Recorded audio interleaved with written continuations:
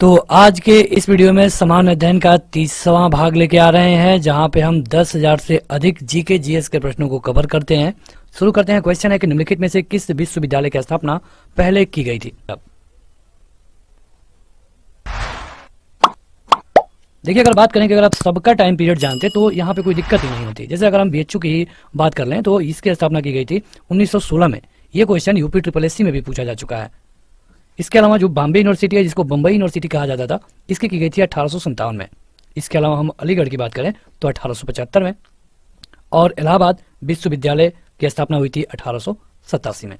तो ये सारे सन है, अगर आप इनको जानेंगे तो आप बता पाएंगे कि सही उत्तर होगा बॉम्बे यूनिवर्सिटी। ये क्वेश्चन सीजीएल में पूछा गया है 2013 में।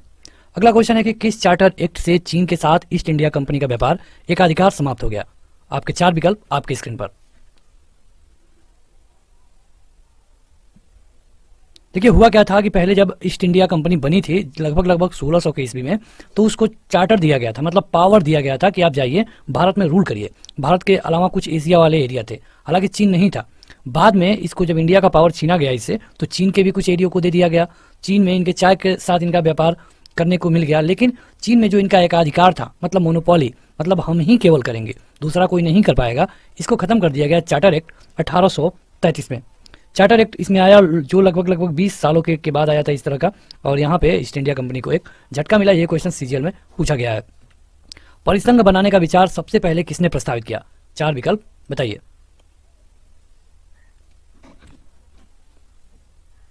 देखिए, सही उत्तर होगा नेहरू रिपोर्ट 1998, क्योंकि 1998 में नेहरू रिपोर्ट में सबसे पहले परिसंघ बनाने के बारे में प्रस्ताव दिया गया। इसमें क्या था कि केंद्र में द्विसदनात्मक विधायिका होगी, मतलब कि डुअल सिस्टम, और यहाँ पे मंत्रालय होंगे, और जो भी मंत्री होंगे विधायिका के प्रति जिम्मेदार होंगे। जैसे कि आज आप देखते हैं वैसे ही की बात की गई है परिसंघ के बारे में। ये क्वेश्चन सीजीएल में पूछा गया है 2013 में। अगला है कि पिट्स इंडिया एक्ट 1784 क्या था। ये है आपके 4 विकल्प।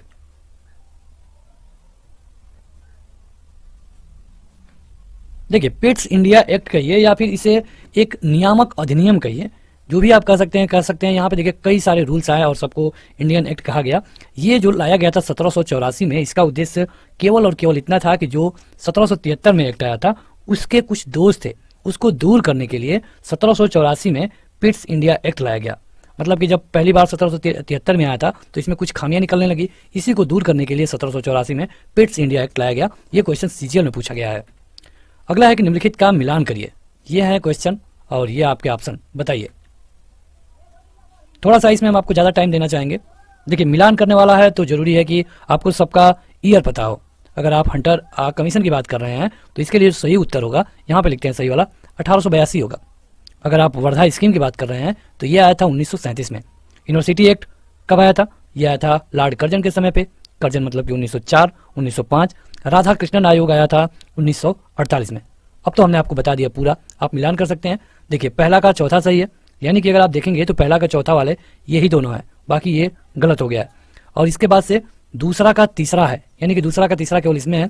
आपका जो सही उत्तर होगा ऑप्शन नंबर चौथा होगा। ये क्वेश्चन दिल्ली पुलिस ASI परीक्षा 2013 में पूछा जा चुका है।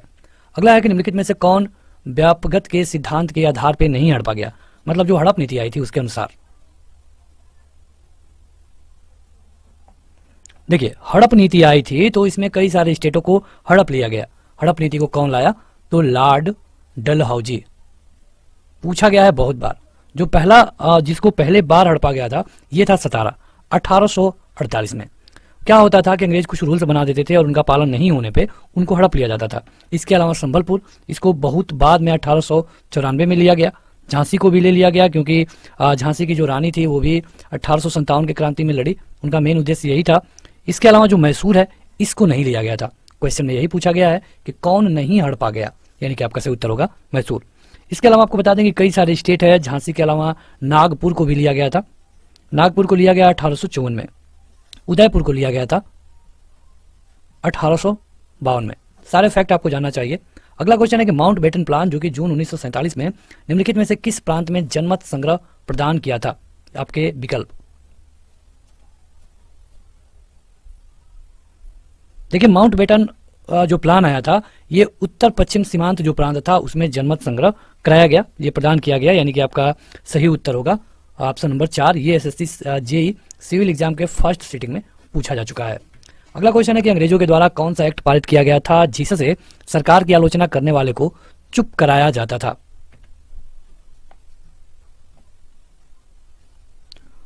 देखिए, जैसे कि आज आप देखते हैं कि आपको पावर मिलती है किसी के खिलाफ बोलने की, तो ये पहले भी था, क्योंकि ये 1800 से ही हमें मिल गया था।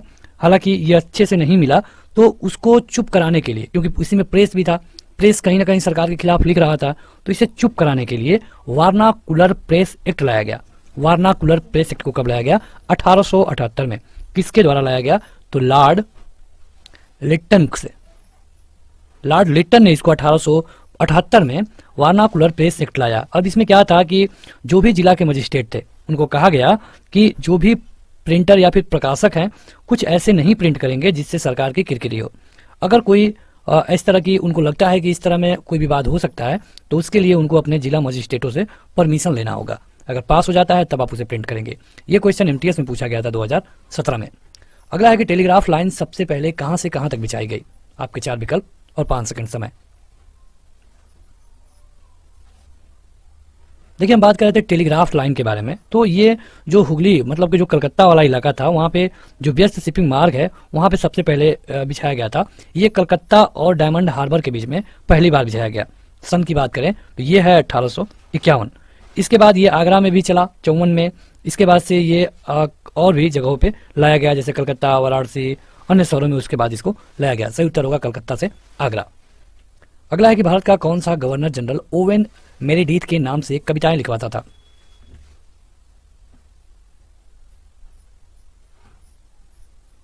इसके लिए आपका सही उत्तर होगा लॉर्ड लिट्टन। जो भारत का गवर्नर जनरल था लॉर्ड लिट्टन, ये कब से कब तक रहा ये जान लीजिए। 1876 से रहा 1880 तक। तो ये जो था, ये अपनी जो कविताएं थी उनको ओवेन मेरेडिथ के नाम से लिखवाता था। इनके समय पे कई सारे काव्य प्रकाशन हुए हैं, जैसे आफ्टर, पैराडाइज, कई सारे पूछे भी जाते हैं। ये क्वेश्चन CHSL में पूछा गया है टायर 1 में 2018 में। देखिए, ये क्वेश्चन आपके किसी भी परीक्षा में रिपीट हो सकते हैं, चाहे आपका कोई भी स्टेट का एग्जाम हो। तो जरूरी है कि जो हम ये सीरीज शुरू किए हैं जिसमें लगभग 200 प्लस वीडियो होंगी, तो आप उनको जरूर देखिए। सुबह और शाम दोनों समय आपको ये लाइव वीडियो मिलती हैं। चैनल को सब्सक्राइब करने के साथ बेल आइकन दबा लेंगे तो जो भी वीडियो आपको मिलनी होगी उसको 2 घंटे पहले ही आपको अपडेट कर दिया जाता है। आपकी स्क्रीन पे आ जाएगा और आप वहाँ पे सेट रिमाइंडर कर लेंगे, तो आपको जब वीडियो लाइव होगी तो आपको एक नोटिफिकेशन मिल जाएगा। क्वेश्चन है कि निम्नलिखित में से किस वर्ष भारतीय सैनिकों के लिए समुद्र यात्रा अनिवार्य कर दिया गया?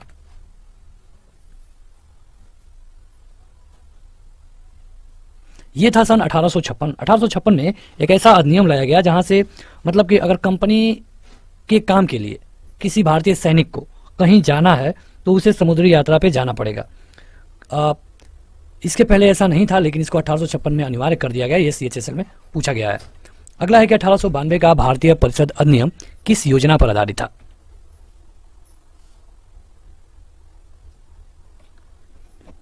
जो 1892 के भारतीय परिषद अधिनियम की हम बात कर रहे थे, ये डफरिन की योजना पे था, यानी कि सही उत्तर होगा डफरिन योजना। यहाँ पे क्या था कि जो कई विधान परिषद थे उसको पावरफुल किया गया, मतलब कि विधान परिषद में पहले उसको उतना पावर नहीं मिला था तो उसे ज़्यादा पावर दिया गया। ये क्वेश्चन CHSL टायर 1 में पूछा गया है 2016 में। पहली बार डाक टिकट निम्नलिखित में से किसके शासनकाल में जारी किया गया? क्वेश्चन बड़ा महत्वपूर्ण है। देखिए, ये डाक टिकट जारी किया गया पहली बार लॉर्ड डलहौजी के टाइम पीरियड पे, और ये जो चिपकने वाला टिकट आप देखते हैं वो था। सन की बात कर लें तो ये है 1852। तो ये टिकट गोल आकार के होते थे। आज के समय जो आप टिकट देखते हैं अधिकतर स्क्वायर होते हैं या फिर रेक्टेंगल होते हैं, लेकिन उस समय जो टिकट जारी किए गए थे वो सारे स्क्वायर होते थे। बाद में धीरे धीरे इनमें सुधार हुआ। अगला है कि भारत सरकार अधिनियम 1919 कब से 23 दिसंबर 1919 से लागू हो गया। इस अधिनियम में रिपोर्ट में सिफारिश किए गए सुधारों को शामिल किया गया था।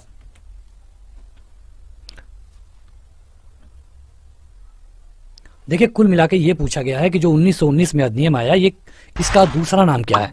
हमने आपको इसके पहले वाली वीडियो में बताया था, या अब अगर आप कंबाइंड वीडियो देख रहे हैं तो स्टार्टिंग में आपको मिला होगा कि 2 रिपोर्ट आप बिल्कुल याद रखिए। 1909 मार्ले मिंटो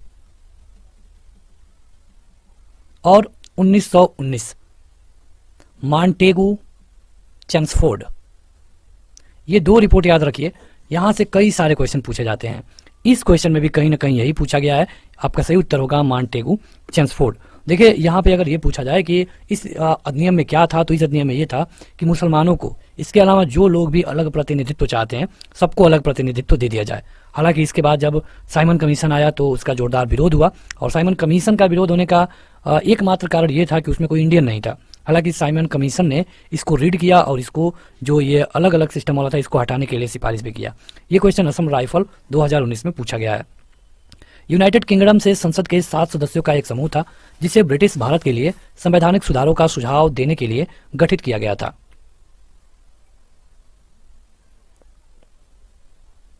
देखिए अभी हम बात कर रहे थे इसी के बारे में, साइमन कमीशन के बारे में।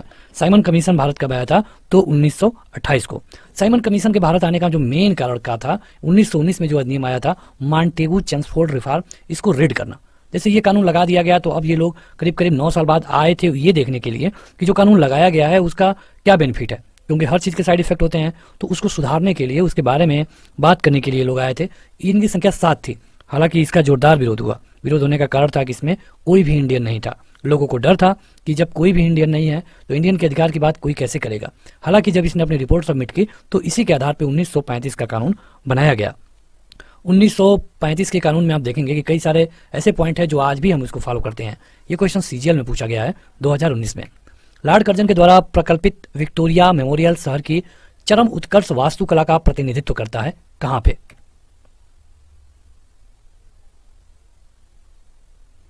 बात की गई है विक्टोरिया मेमोरियल के बारे में। इसको Victoria memorial hall of fame बोलते हैं और यह है कोलकाता में। कहां पर है? कोलकाता में। यह एक संगमरमर की इमारत है और इसको करीब करीब 1906 और 1921 के बीच में बनाया गया था। क्वीन विक्टोरिया थी, उनके स्मृति में इसको बनाया गया। अगर आप क्वीन विक्टोरिया के टाइम पीरियड को देखेंगे तो ये है 1819 से लेकर के 1901।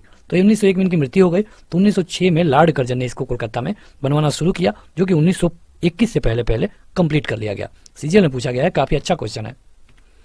विश्वविद्यालय अनुदान आयोग यूजीसी की औपचारिक रूप से स्थापना किस वर्ष की गई?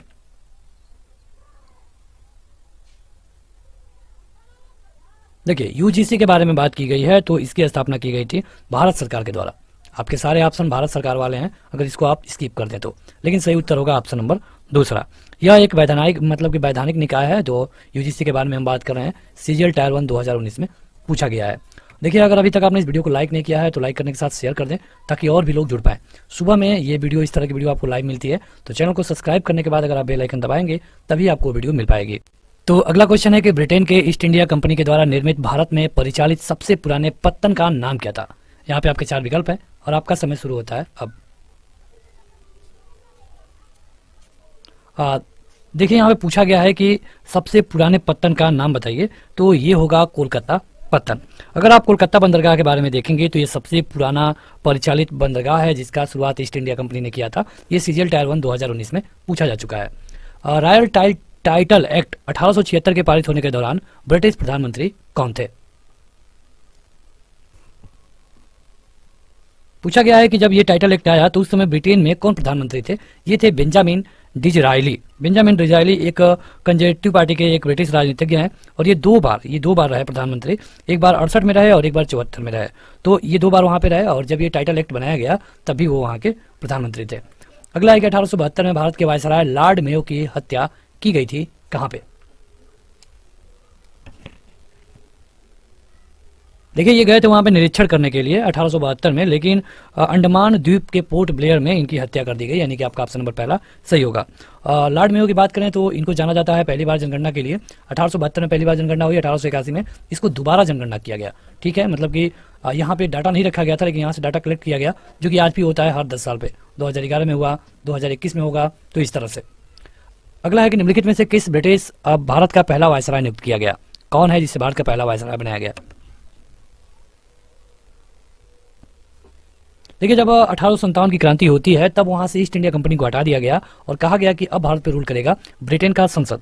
जब ब्रिटेन का संसद रूल करेगा तो वहां पे एक पोस्ट बनाया गया, secretary of state of India, मतलब भारत के लिए एक मंत्री बनाया गया। जैसे आप देखते हैं रेल के लिए मंत्री, तो उसी तरह भारत के लिए एक मंत्री बनाया गया था। तो जब भारत के लिए एक मंत्री बना दिया गया तो उसका प्रतिनिधि, जैसे कि राष्ट्रपति का राज्यपाल होता है, तो उसी तरह उसका प्रतिनिधि भारत में बनाया गया और ये था लॉर्ड कैनिंग। बात हो रही है 1858 की, मतलब कि 57 के बाद। ये क्वेश्चन सीएचएसएल में पूछा जा चुका है।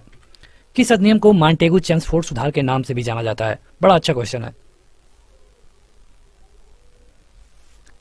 अभी मुश्किल से 10 मिनट पहले हमने इसके बारे में चर्चा किया था। यह है भारतीय शासन अधिनियम 1919। दो अधिनियम है, खूब पूछे जाते हैं, मॉन्टेगू चेम्सफोर्ड 1919 और मार्ले मिंटो कब?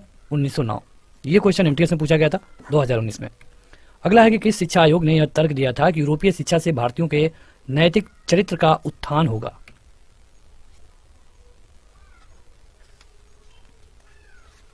देखिए, जब लॉर्ड मैकाले भारत में आए थे करीब करीब 1835 या फिर 38 की बात है, तो उन्होंने कहा था कि इंग्लिश शिक्षा को अनिवार्य किया जाए, ठीक है। लेकिन उसके बाद उनके बाद एक व्यक्ति आया और ये था वुड डिस्पैच, वुड का नीति पत्र।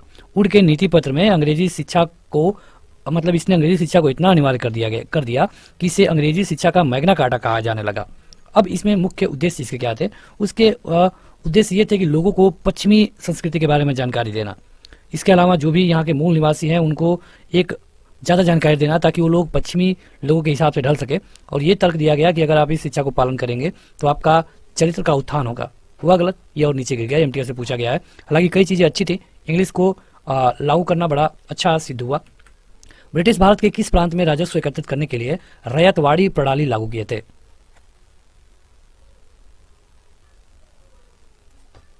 यह है दक्षिण भारत, मतलब एक शब्द में कहें तो दक्षिण भारत। लेकिन अगर आप क्षेत्र को अलग अलग देखेंगे तो चेन्नई, मतलब मद्रास उस समय कहा जाता था, बॉम्बे, असम का कुछ भाग, और ये सारे रैयतवाड़ी में थे। अब इसमें होता क्या था कि जो भी जमींदारों के पास भूमि थी उनसे लेकर के किसानों को दे दिया गया मालिकाना हक। और जो टैक्स देना था अब सीधे सरकार किसानों से टैक्स लेती थी। और यहाँ पे किसानों को, मतलब सरकार को क्या फ़ायदा हुआ? ये टैक्स 50% तक हो जाता था, कभी कभी तो 60%। तो इससे सरकार को काफ़ी फायदा होता था। अगला क्वेश्चन है कि हड़प नीति, जिसको डॉक्ट्राइन ऑफ लैप्स बोलते हैं, ये किसने दिया था? अभी हमने आपको इसी वीडियो में उसको बताया है। सही उत्तर होगा आपका, सही उत्तर होगा इसके लिए देखिए लॉर्ड डलहौजी। लॉर्ड डलहौजी ने जब इसको दिया तो कई सारे शहरों को इसने अपने अंदर ले लिया। 1848 से शुरू की गई। पहला जो शहर था ये था सतारा, ठीक है। तो बस अब ये जानिए कि सतारा के साथ जयपुर को भी लिया गया था। कब? 1849 में। संबलपुर को भी 49 में लिया गया, उदयपुर को 52 में लिया गया, झांसी को 53 में और नागपुर को 54 में। अगला है कि भारत के किस गवर्नर जनरल ने 1872 में प्रत्येक जिले में 2 अदालतें निर्मित की, जिनमें एक फौजदारी अदालत और दूसरी दीवानी अदालत थी? बताइए। देखिए टाइमर कुछ लोगों को इरिटेट जरूर कर रहा होगा, लेकिन अगर आप इस तरह उत्तर देंगे तो आप एक तय समय में उत्तर देने वाले बन सकते हैं। सही उत्तर होगा वारेन हेस्टिंग। अगर आप 1772 की बात करें तो ये 73 से लेकर 85 तक रहा और इसने फौजदारी अदालत वाला सिस्टम लगाया। निम्नलिखित गवर्नर जनरलों में से किस एक ने एक कोड दिया जो कि न्यायिक प्रशासन से राजस्व प्रशासन को अलग करने के लिए बनाया गया था?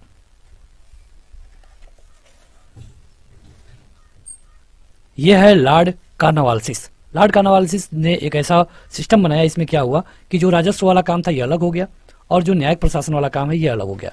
पहले इससे होता क्या था कि ईस्ट इंडिया कंपनी जब थी तो ये बस एक कंपनी सभी कामों को देखती थी, लेकिन बाद में जब लॉर्ड कॉर्नवालिस आए तो इन्होंने इसको अलग अलग किया। ये क्वेश्चन दिल्ली एएसआई पुलिस 2019 में पूछा गया है। भारत का कौन सा ब्रिटिश वायसराय 1884 में लागू किए गए इल्बेट बिल से संबंधित था?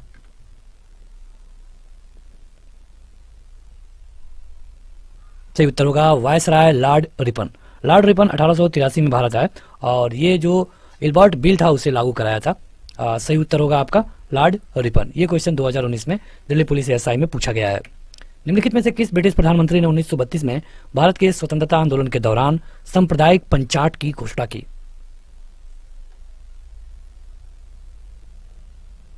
सही उत्तर होगा जेम्स राम से मैकडोनाल्ड। जेम्स आराम से मैकडोनाल्ड। देखिए इनको हम जानते हैं सांप्रदायिकता के लिए, इन्होंने सांप्रदायिकता को बढ़ाया।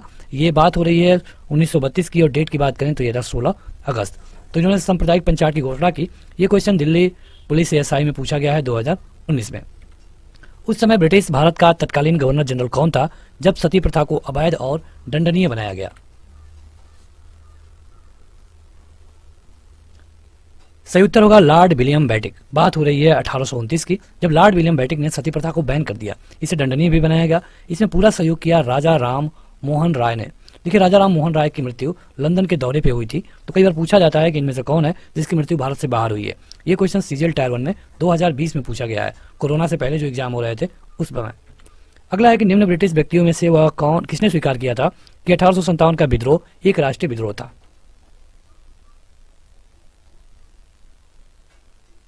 कई लोग तो मानते ही नहीं है कि वो राष्ट्रीय विद्रोह था। कारण क्या है? कारण ये है कि ये गुटबाजी के तौर पे हुआ। पहले लखनऊ हुआ, जब लखनऊ दब गया तो कानपुर, फिर झांसी, उदयपुर, इस तरह। तो ये कभी एक साथ नहीं हुआ। कई सारे लोग इसे राष्ट्रीय नहीं मानते हैं, लेकिन ये था डिजरायली। डिजरायली ने स्वीकार किया कि यह एक राष्ट्रीय विद्रोह था और इसने ब्रिटेन को हिला करके रख दिया। और वास्तव में इसे आप कह सकते हैं, क्योंकि उसके बाद ईस्ट इंडिया कंपनी को यहाँ से हटा लिया गया, यहाँ पे ब्रिटेन की पार्लियामेंट रूल करने लगी। मतलब कि पूरे विश्व के देखने में ये लोग अच्छे बन गए। ये सीजीएल टायर 1 2011 में पूछा गया है। 1857 का विद्रोह निम्नलिखित स्थानों पर हुआ, उनका सही क्रम बताइए।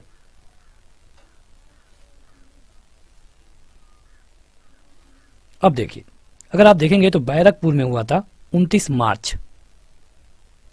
इसके अलावा मेरठ में हुआ 10 मई। दिल्ली में हुआ 11-12 मई। इसके अलावा क्या छूट गया? तो ये छूट रहा है झांसी। तो झांसी में हुआ 5 जून। अब आप खुद क्रम लगा लीजिए कि इसका क्रम क्या होना चाहिए। इसका क्रम होगा पहले डी 29 मार्च, उसके बाद से बी यानी कि 10 मई, उसके बाद से सी यानी कि 11-12 मई मतलब दिल्ली, और बाद में सबसे बाद में झांसी, यानी कि ऑप्शन नंबर चौथा सही होगा। 10+2 एलडीसी परीक्षा में पूछा गया है। नाना साहेब का दूसरा नाम क्या था?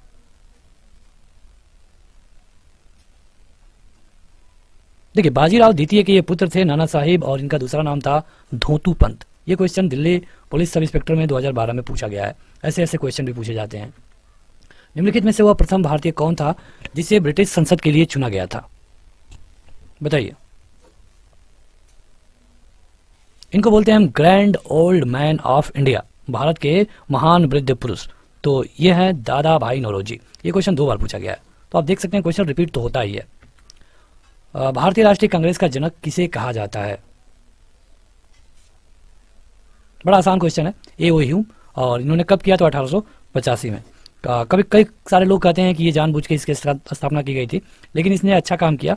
भले ही इसने 1905 तक कोई बड़ा कदम नहीं उठाया, लेकिन 1905 के बाद इसने काफ़ी अच्छा काम किया। ये क्वेश्चन देखिए 3 बार पूछा जा चुका है, तो काफ़ी महत्वपूर्ण है। कांग्रेस की पहली महिला अध्यक्ष कौन थी?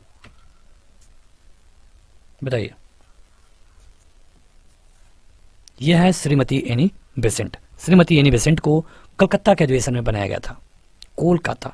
ये 32वां अधिवेशन था और ये हुआ था 1917 में। 1917 में इसको बनाया गया और सही उत्तर है श्रीमती एनी बेसेंट। आप देख सकते हैं कि ये क्वेश्चन कितनी बार 14, 16, 14, 14, 15 कितनी बार रिपीट किया गया है। हर बार ये सीजीएल में पूछा गया है। क्वेश्चन काफ़ी महत्वपूर्ण है। आप इसे ये भी याद रखिए, कलकत्ता में 32वां सेशन था और 1917 में। निम्नलिखित में से किसका संबंध गदर पार्टी से नहीं था?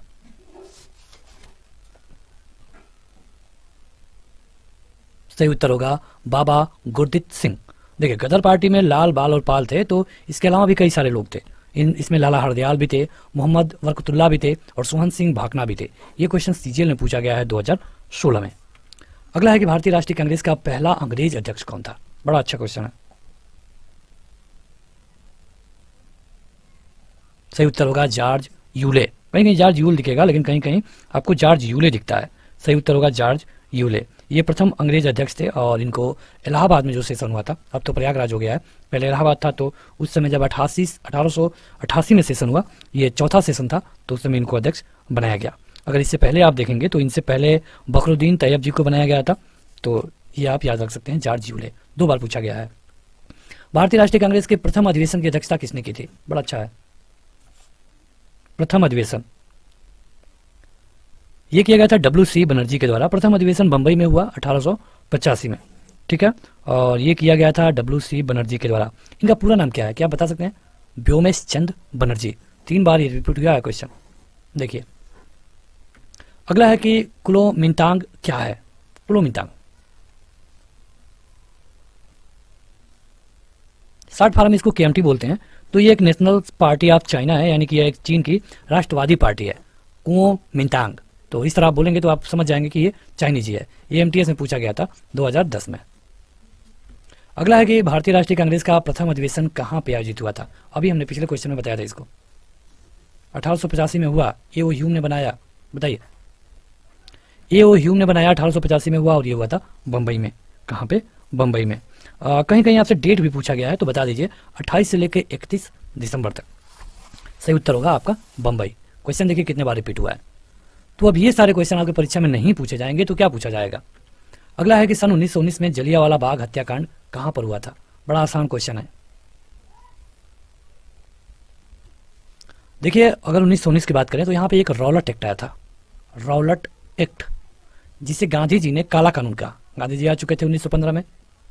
काला कानून, अब काला कानून इसलिए कहा कि रॉलट एक्ट में ये कहा गया था कि जैसे आज के समय पे आप देखते हैं, अगर आपको पुलिस गिरफ्तार करती है, पुलिस ने आपको अरेस्ट कर लिया, तो आपको कुछ राइट्स मिलते हैं आर्टिकल 21 के तहत।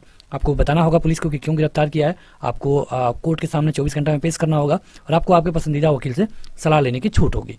तो अगर गिरफ्तार कर लेती है पुलिस तो 24 घंटे के अंदर अंदर आपको कोर्ट में ले जाना ही होगा, चाहे मजिस्ट्रेट ही क्यों ना हो, मतलब छोटा से छोटा कोर्ट ना हो, कैसा भी हो आपको ले जाना होगा। उस समय भी था कुछ इस तरह की प्रक्रिया, लेकिन जब रॉलट एक्ट आया तो इसमें कहा गया कि किसी व्यक्ति पर शक होगा तो हम उसे गिरफ्तार कर लेंगे और 3 महीने तक जज के सामने नहीं रखेंगे। 3 महीने बाद अगर हमें लगेगा कि नहीं अब इस व्यक्ति को छोड़ देना चाहिए तो छोड़ देंगे। इस समय जैसे आप राष्ट्रीय सुरक्षा कानून रासुका वाला जो सिस्टम देखते हैं कुछ उसी तरह था, लेकिन रासुका सब पे नहीं लगता है। उस समय वो रॉलट एक्ट किसी पे लगा देते थे। तो अगर 3 महीना बाद पुलिस उनको छोड़ भी देती थी, या फिर 3 महीने से अगर ज़्यादा रखना है तब उसे कोर्ट में लिया जाता था। इसके लिए कहा गया कि न अपील, न दलील, न वकील। लेकिन अगर आप राष्ट्रीय सुरक्षा कानून से इसकी तुलना कर ही रहे हैं तो राष्ट्रीय सुरक्षा कानून के खिलाफ आप कोर्ट में जा सकते हैं, हाई कोर्ट में आप जा सकते हैं। अगर हाई कोर्ट से राहत नहीं मिला तो सुप्रीम कोर्ट जा सकते हैं, लेकिन वहाँ पे ऐसा कुछ नहीं था। तो इसी एक्ट के विरोध में कई जगह प्रदर्शन हुए। तो पंजाब के 2 व्यक्ति थे, उनका नाम था डॉक्टर सतपाल और सैफुद्दीन किचलू। इन लोगों को गिरफ्तार कर लिया गया। जब इनको गिरफ्तार किया गया तो इनकी गिरफ्तारी के विरोध में अमृतसर में लोग इकट्ठा हुए। अमृतसर में जो दिन था ये था 13 अप्रैल का। लोग इकट्ठा हुए और निहत्थे इकट्ठा हुए। उन लोगों पे जो जनरल डायर था इसने गोलियां चलवा दी। 1000 से अधिक लोग मारे गए। हालांकि जब अंग्रेजों ने जांच कराई तो उन्होंने कहा कि केवल 369 लोग मारे गए हैं, जो कि पूरी तरह गलत था। ये क्वेश्चन 2 बार रिपीट किया गया है। अगला है कि भारत का सबसे पहला समाचार पत्र कौन सा है? यह है बंगाल गजट। बंगाल गजट ये अंग्रेजी पत्रकार था, पत्र था, समाचार पत्र, और 1780 में कोलकाता से प्रकाशित किया गया। इसको ईस्ट इंडिया कंपनी ने 1-2 बार इस पर रोक भी लगाया। ये CHSL में पूछा गया है। चंपारण से आरंभ हुआ प्रथम सत्याग्रह की खेती के विरुद्ध किया गया था। किस खेती के विरुद्ध? गांधी जी के लिए ये बड़ा अच्छा साबित हुआ। बात हो रही है 1917 की। ये था नील खेतिहर। देखिए क्या था कि अंग्रेज चाहते थे कि नील की खेती हो, जो भी आपका खेत है उसमें 1/3 नील की खेती हो, और इस पे उनको टैक्स मिलता था। तो इसको किसानों का शोषण होता था। इसको लेकर के गांधी जी ने इसके लिए आंदोलन किया और इसमें गांधी जी को कामयाबी भी मिली। तो ये चंपारण है, मतलब कि आज के बिहार में। आपने पढ़ा होगा जरूर। ये क्वेश्चन 2017 में पूछा गया है। किसने घोषित किया कि स्वराज मेरा जन्म सिद्ध अधिकार है और मैं इसे लेकर रहूंगा?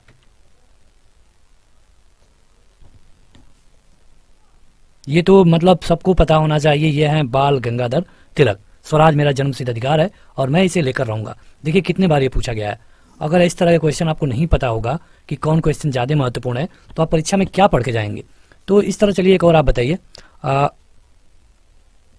करो या मरो, डू और डाई, ये किसने कहा था? ये आप हमें बताइएगा कमेंट करके। इसके अलावा अगर अभी तक आपने इसको लाइक नहीं किया है तो लाइक कर दीजिए, इसे शेयर करिए ताकि और भी लोग जुड़ पाएं। सुबह के टाइम और शाम के टाइम दोनों समय ये वीडियो लाइव मिलती है। समय जो भी होगा आपको बता दिया जाएगा, तो इसलिए जरूरी है कि आप इसे सब्सक्राइब कर लेंगे तो आपको अपडेट मिलता रहेगा। क्वेश्चन है कि निम्नलिखित में से किसने गदर आंदोलन में महत्वपूर्ण भूमिका निभाई थी? गदर आंदोलन, यह है लाला हरदयाल। लाला हरदयाल एक क्रांतिकारी थे। इसके अलावा ये विद्वान भी थे। तो इन्होंने गदर आंदोलन में काफ़ी कुछ मतलब जो गदर आंदोलन था ना, आप ये कह सकते हैं कि इनके ही दिमाग की उपज थी। ये क्वेश्चन 17, 1, 11, 14 इतने बार रिपीट हुआ है। आर्य समाज के संस्थापक कौन थे? पिछले वाली वीडियो में हमने इसका उत्तर बताया था, बहुत अच्छे से बताया था। यहाँ पर भी बता देंगे। सही उत्तर है स्वामी दयानंद सरस्वती। इन्होंने 7 अप्रैल 1875 को बंबई में इसकी स्थापना की। ये एक धार्मिक हिंदू नेता थे, संस्कृत के प्रकांड विद्वान भी थे। इन्होंने कहा था कि गो बैक टू वेदास, मतलब कि वेदों की ओर चलो। 1876 में इन्होंने एक नारा भी दिया, इंडियन फॉर इंडिया, भारत भारतीयों के लिए। तो कई सारे क्वेश्चन हैं जो इनसे पूछे जाते हैं।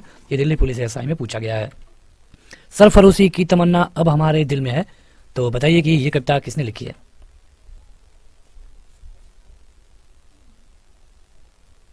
इसको लिखा गया है बिस्मिल अजीमा बागी के द्वारा और इसको 1921 में पटना में लिखा गया। तो जब स्वतंत्रता संग्राम चल रहा था तो उस समय ये काफ़ी जोर शोर पे था, सरफरोशी की तमन्ना हो। और ये क्वेश्चन 2017 में पूछा गया है। अगला है कि ऐतिहासिक लखनऊ समझौते के निर्माता तथा वियतनाम होने के लिए हिंदू मुस्लिम एकता के राजदूत इसकी उपाधि से किसको सम्मानित किया गया है?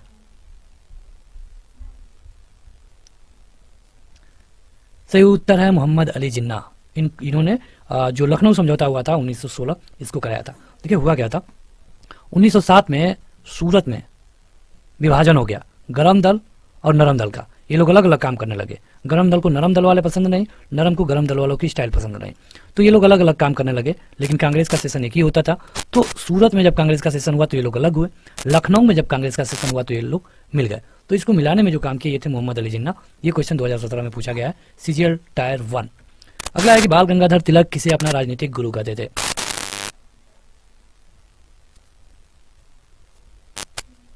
यह है grand old man of India यानी कि दादा भाई नौरोजी। ये क्वेश्चन SSC 10+2 में पूछा जा चुका है।